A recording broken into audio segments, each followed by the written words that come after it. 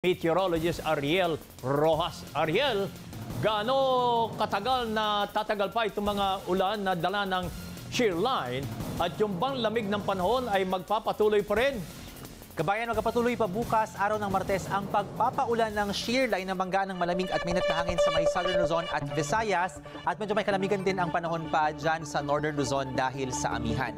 Samantala, binabantayan po ang kumpul ng ulap sa West Philippine Sea sa labas ng ating bansa na posibleng maging isang low pressure area. Nabanggit po yung shear line sa loob ng 24 na oras, record-breaking na ulan ang binagsak nito dyan sa Palawan. Sa pagitan ng alas 8 ng umaga ng February 9 at 10, 352 mm na ulan ang natala sa Puerto Princesa, ang pinakamaraming ulan sa loob ng isang araw sa buong Palawan. Halos 12 beses po itong mas marami sa normal na ulan sa Puerto Princesa sa buwan ng Pebrero, ang pinakatuyong buwan dyan sa Puerto Princesa. Malalakas din pong ulan ang natala dyan sa may bahagi ng Sorsogon, Northern Samar, sa may Samar at Leyte sa parehong panahon dahil pa rin sa shear line.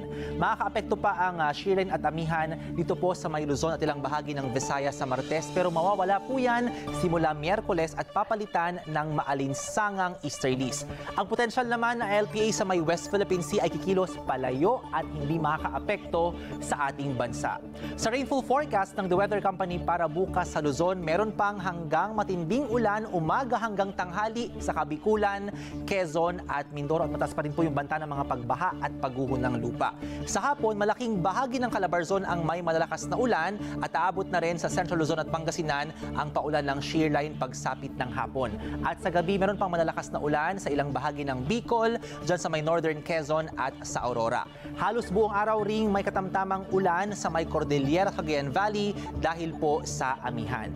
Meron pang kalat-kalat ng aasahang ulan dyan sa Palawan at malalakas po ang buhos sa ilang lugar sa Northern at Central Palawan sa umaga at hapon. Sa Visayas, maulan sa umaga sa gawi po ng Northern Samar, samantalang halos wala namang ulan sa malaking bahagi ng Kabisayaan maghapon. Uulan muli sa Eastern Visayas, lalo po sa Samar Island, bandang hapon at gabi.